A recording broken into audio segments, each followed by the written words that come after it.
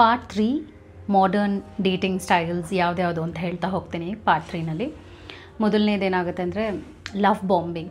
ಈ ಒಂದು ಟರ್ಮ್ ಏನಾಗಿದೆ ಅಂದರೆ, ಇನಿಷಿಯಲಿ ನೀವು ಅವ್ರನ್ನ ಮೀಟ್ ಮಾಡುವಂಥ ಒಂದು ಸ್ಟೇಜ್ ಇರುತ್ತಲ್ಲ, ಅವ್ರನ್ನ ಅರ್ಥಕೊಳ್ಳುವಂಥ ಒಂದು ಸ್ಟೇಜ್ನಲ್ಲಿ, ತಿಳ್ಕೊಳ್ಳುವಂಥ ಒಂದು ಸ್ಟೇಜ್ನಲ್ಲಿ ತುಂಬ ಇಂಟ್ರೆಸ್ಟ್ ತೋರಿಸೋದು, ತುಂಬ ಕಾಲ್ಸ್ ಮಾಡುವಂಥದ್ದು, ಓವರ್ ಲವ್ನ ಪೋರ್ ಮಾಡುವಂಥದ್ದು ನಿಮ್ಮ ಲೈಫ್ನಲ್ಲಿ ಮಾಡ್ತಾ ಹೋಗ್ತಾರೆ, ತುಂಬ ಅಟೆನ್ಷನ್ ಕೊಡುವಂಥದ್ದು.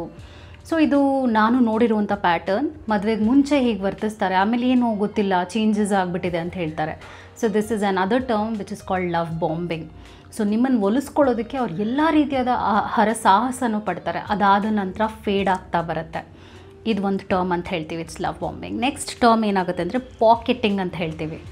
ಪಾಕೆಟಿಂಗ್ ಅಂದರೆ ಈ ಒಂದು ರಿಲೇಷನ್ಶಿಪ್ನಲ್ಲಿ, ಈ ಒಂದು ಲವ್ ರಿಲೇಷನ್ಶಿಪ್ನಲ್ಲಿ ಫ್ಯಾಮ್ಲಿನ ಇನ್ವಾಲ್ವ್ ಮಾಡಲ್ಲ ಹೋಗ್ತಾ ಹೋಗ್ತಾ. ಅಂದರೆ ನೀವಿಬ್ಬರು ಕಪಲ್ ಅಂತ ಅಂದ್ಕೊಂಡಿಬ್ಬರು ಇದ್ದರೂ ಕೂಡ, ಎಷ್ಟೋ ವರ್ಷಗಳಿದ್ದರೂ ಕೂಡ ಫ್ಯಾಮ್ಲಿನ ಇನ್ವಾಲ್ವ್ ಮಾಡದೇ ಇರುವಂಥದ್ದು, ಫ್ರೆಂಡ್ಸ್ನ ಇನ್ವಾಲ್ವ್ ಮಾಡದೇ ಇರುವಂಥದ್ದು, ಇದೊಂಥರ ಸೀಕ್ರೆಟ್ ರಿಲೇಷನ್ಶಿಪ್, ಪಾಕೆಟ್ನಲ್ಲಿರುತ್ತೆ ರಿಲೇಷನ್ಶಿಪ್ ಅಷ್ಟೇ. ಅಂದರೆ it can also be like an phone relationship. ನೀವು ಅವ್ರನ್ನ ಜಾಸ್ತಿ ಮೀಟ್ ಮಾಡದೇ ಇರುವಂಥದ್ದು. ಆದರೆ ನೀನು ನನ್ನ ಪಾರ್ಟ್ನರ್ ಅಂತ ಅವ್ರು ಹೇಳ್ತಿರ್ತಾರೆ, ಆದರೆ ಪಾರ್ಟ್ನರ್ನ ನೋಡ್ಕೊಳ್ಳುವ ಹಾಗೆ ಜಗತ್ತಿಗೆ ತೋರಿಸ್ತಾ ಇರೋದಿಲ್ಲ. This is called pocketing. As I told, it can also be an online relationship where ನೀವು ಅವ್ರನ್ನ ಮೀಟೇ ಮಾಡಿಲ್ಲದೆ ಇರ್ಬೋದು. ನೆಕ್ಸ್ಟ್ ಆರ್ಬಿಟಿಂಗ್ ಅಂತ ಹೇಳ್ತೀವಿ. ಆರ್ಬಿಟಿಂಗ್ ಅಂದರೆ ನಿಮ್ಮ ಪಾಸ್ಟ್ ರಿಲೇಷನ್ಶಿಪ್ಗೆ ಕ್ಲಿಂಗ್ ಆಗುವಂಥದ್ದನ್ನ ಆರ್ಬಿಟಿಂಗ್ ಅಂತ ಹೇಳ್ತೀವಿ. ಆ ವ್ಯಕ್ತಿ, ನಿಮ್ಮ ಎಕ್ಸ್ ಪಾರ್ಟ್ನರ್, ಅವರು ನೀವು ಬ್ರೇಕಪ್ ಮಾಡ್ಕೊಂಡಿರ್ತೀರ, ಅವರು ನಿಮ್ಮ ಒಂದು ಸೋಷಿಯಲ್ ಮೀಡಿಯಾನ ಚೆಕ್ ಮಾಡುವಂಥದ್ದು, ವಾಟ್ಸಪ್ ಫೋಟೋಸ್ನ ಚೆಕ್ ಮಾಡುವಂಥದ್ದು, ನಿಮ್ಮ ಲೈಫ್ನಲ್ಲಿ ಏನೇನು ನಡೀತಿದೆ ಎಲ್ಲ ಅಪ್ಡೇಟ್ಸ್ನ ತಿಳ್ಕೊಳ್ತಿರ್ತಾರೆ, ಅಥವಾ ನೀವೇ ಆ ಕೆಲಸ ಮಾಡ್ತಿರ್ತೀರ. ಈ ಒಂದು ರಿಲೇಷನ್ಶಿಪ್ನಲ್ಲಿ ಆರ್ಬಿಟಿಂಗ್ನ ಯಾರಾದರೂ ಮಾಡ್ತಿರ್ಬೋದು. ಅಂದರೆ ಫಾಲೋ ಮಾಡುವಂಥದ್ದು, ಆಸೆ ಇಟ್ಕೊಂಡಿರುವಂಥದ್ದು, ಬ್ರೇಕಪ್ ಆಗಿರ್ಬೋದು, ಇವತ್ತಲ್ಲ ನಾಳೆ ಅವ್ರು ನನ್ನ ಲೈಫ್ನಲ್ಲಿ ವಾಪಸ್ ಬರ್ತಾರೆ ಅಂತ. This is called orbiting. ಅವ್ರು ನಿಮ್ಮನ್ನ ಬಿಟ್ಟು ಹೋಗಿದ್ರೂ ಕೂಡ ಒಂದು ದೊಡ್ಡ ಆಸೆನ ಇಟ್ಕೊಂಡಿರ್ತೀರ ಅವ್ರು ವಾಪಸ್ ಬರಲಿ ಅಂತ.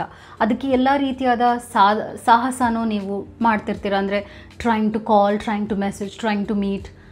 ಒಂದೊಂದು ಸಲ ಆ್ಯಸ್ ಐ ಟೋಲ್ಡ್, ಅವರ ಸ್ಟಾಕಿಂಗ್ ಮಾಡುವಂಥದ್ದು, ಅವ್ರ ಫೋಟೋಸ್ನ ಚೆಕ್ ಮಾಡುವಂಥದ್ದು, ಅಥವಾ ಏನಾದರೂ ಒಂದು ಚಾನ್ಸ್ ಇದೆಯಾ ಅಂತ ಟ್ರೈ ಮಾಡ್ತಾನೆ ಇರ್ತೀರ. This is called orbiting. Never letting go the past. Next wokefishing. ಇದೊಂದು ಹೊಸ ಟರ್ಮ್. ವೋಕ್ ಫಿಶಿಂಗ್ ಅಂದರೆ ಏನು ಅಂತ ಹೇಳ್ತಾ ಹೋಗ್ತೀನಿ. ಈಗ ಆನ್ಲೈನ್ ಅನ್ನುವಂಥದ್ದು ಒಂದು ಸಾಮ್ರಾಜ್ಯ ಅಂತ ಹೇಳ್ತೀವಿ. ಸೋಷಿಯಲ್ ಮೀಡಿಯಾ ಅನ್ನುವಂಥದ್ದು ಅಷ್ಟು ಪವರ್ಫುಲ್ ಆಗಿದೆ. ಸೊ ಫೋಟೋಲಿ ಒಂಥರ ಇರ್ತಾರೆ, ರಿಯಲ್ ಲೈಫಲ್ಲಿ ಒಂಥರ ಇರ್ತಾರೆ ನೋಡೋಕ್ಕೆ. ಸೊ ಡೇಟಿಂಗ್ ಆ್ಯಪ್ಸ್ನಲ್ಲಿ ಇದೆಲ್ಲ ಜಾಸ್ತಿ ನಡೆಯುತ್ತೆ.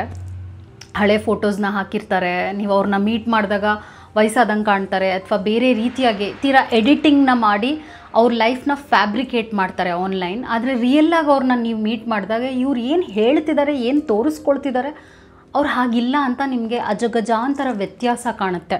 ಇದನ್ನು ನಾವು ವೋಕ್ ಫಿಶಿಂಗ್ ಅಂತ ಹೇಳ್ತೀವಿ. ಸೊ ಅವರು ಆನ್ಲೈನಲ್ಲಿ ಬೇರೆ ರೀತಿ ಇರ್ತಾರೆ, ಬೇರೆ ರೀತಿಯಾಗಿ ಪೋಸ್ ಮಾಡ್ತಿರ್ತಾರೆ. ಆದರೆ ಆಫ್ಲೈನ್ ಅವ್ರನ್ನ ನೀವು ರಿಯಲ್ಲಾಗಿ ತಿಳ್ಕೊಳಕ್ಕೆ ಹೋದಾಗ ಡಿಫ್ರೆಂಟ್ ಪರ್ಸ್ನಾಲಿಟಿ ಅನಿಸುತ್ತೆ. Again it can also be a trap. ಒಬ್ಬೊಬ್ಬರು ಬೇರೆಯವರ ಐಡೆಂಟಿಟಿನ ಅವ್ರ ಐಡೆಂಟಿಟಿ ಮಾಡಿಕೊಂಡು ಮೋಸ ಮಾಡೋಕ್ಕೂ ಹೋಗ್ತಾರೆ. ಇದನ್ನು ಕ್ಯಾಟ್ ಫಿಶಿಂಗ್ ಅಂತ ಹೇಳ್ತಿದ್ರು, ಬಟ್ ಇದನ್ನು ವೋಕ್ ಫಿಶಿಂಗ್ ಅಂತ ಹೊಸ ಟರ್ಮ್ ಬಂದಿದೆ according to psychology. Next slow fade connection ಅಂತ ಹೇಳ್ತೀವಿ. ಸ್ಲೋ ಫೇಡ್ ಅಂದರೆ ಒಂಥರ ಆ ರಿಲೇಷನ್ಶಿಪ್ ಸತ್ತು ಹೋಗ್ಬಿಟ್ಟಿರುತ್ತೆ, ಜೀವನೇ ಇರೋದಿಲ್ಲ. ಓಕೆ, ಅಂದರೆ ಅವರು ನಿಮ್ಮ ಹತ್ರ ಮಾತಾಡದೇ ಇರ್ಬೋದು, ಏನೂ ಹೇಳದೇ ಇರ್ಬೋದು, ನೀವು ಅವ್ರ ಉತ್ತರಕ್ಕೆ ಕಾಯ್ತಾ ಇರ್ತೀರಾ. ನನ್ನ ಹತ್ರ ಕೆಲವು ಕ್ಲೈಂಟ್ಸ್ ಬರ್ತಾರೆ, ಮ್ಯಾಮ್ ಅವ್ರು ಏನೂ ಹೇಳ್ತಾನೇ ಇಲ್ಲ, ಆದರೆ ಅವ್ರು ನನ್ನನ್ನು ಅವಾಯ್ಡ್ ಮಾಡ್ತಾ ಇದ್ದಾರೆ, ಮಾತಾಡ್ತಾ ಇಲ್ಲ, ಮೊದಲು ಹಾಗೆ ವರ್ತಿಸ್ತಾ ಇಲ್ಲ, ನನಗೆ ಇಂಟ್ರೆಸ್ಟ್ ಹೋಗಿದೆ ಅಂತ ಹೇಳ್ತಾರೆ, ನನಗೆ ಬೇಜಾರಾಗುತ್ತೆ ನಿನ್ನ ಹತ್ರ ಮಾತಾಡೋಕ್ಕೆ ಅಂತ ಹೇಳ್ತಾರೆ, ಆದರೂ ಕೂಡ ನನಗೆ ಅವ್ರನ್ನ ಬಿಟ್ಟಿರೋಕ್ಕಾಗ್ತಾ ಇಲ್ಲ, ಅವ್ರು ಏನೋ ಬಾಯಿ ಬಿಟ್ಟು ಹೇಳ್ತಾ ಇಲ್ಲ. ಸೊ ಈ ಒಂದು ರಿಲೇಷನ್ಶಿಪ್, ಸ್ಲೋ ಫೇಡ್ ಅನ್ನುವಂಥ ರಿಲೇಷನ್ಶಿಪ್ನಲ್ಲಿ ಅವ್ರು ಬಾಯಿ ಬಿಟ್ಟು ಏನೂ ಹೇಳೋದಿಲ್ಲ. ಅವರ ವರ್ತನೆ, ಆ್ಯಕ್ಷನ್ಸಲ್ಲಿ ನೀವೇನೂ ವ್ಯತ್ಯಾಸವನ್ನು ನೋಡಲ್ಲ, ಏನೂ ಬದಲಾವಣೆನ ನೋಡಲ್ಲ. ನಿಮಗೆ ಬೇಜಾರಾಗುವ ರೀತಿಯಾಗಿ ನಡ್ಕೊಳ್ತಾರೆ, ನಿಮ್ಗೆ ಇಷ್ಟ ಆಗದೇ ಇರುವಂಥ ಕೆಲಸಗಳನ್ನ ಮಾಡ್ತಾರೆ. ಅದಾದ ನಂತರ ನೀವೇ ಅರ್ಥ ಮಾಡಿಕೊಂಡು ದೂರ ಹೋಗಲಿ, ನೀವೇ ಬ್ರೇಕಪ್ ಮಾಡಿಕೊಳ್ಳಿ, ನೀವೇ ಬಿಟ್ಟು ಹೋಗಲಿ ಅನ್ನೋದಕ್ಕೆ ಅವ್ರು ಯಾವುದೇ ರೀತಿಯಾದ ಎಫರ್ಟ್ಸ್ ಹಾಕದೆ ಆ ಒಂದು ರಿಲೇಷನ್ಶಿಪ್ನ ಸಾಯುವ ಹಾಗೆ ಒಂದು ಪರಿಸ್ಥಿತಿಗೆ ತಂದಿಟ್ಟಿರ್ತಾರೆ.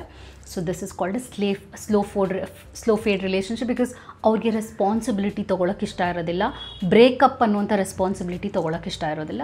So that's another term. Thank you. Wait for next part 4.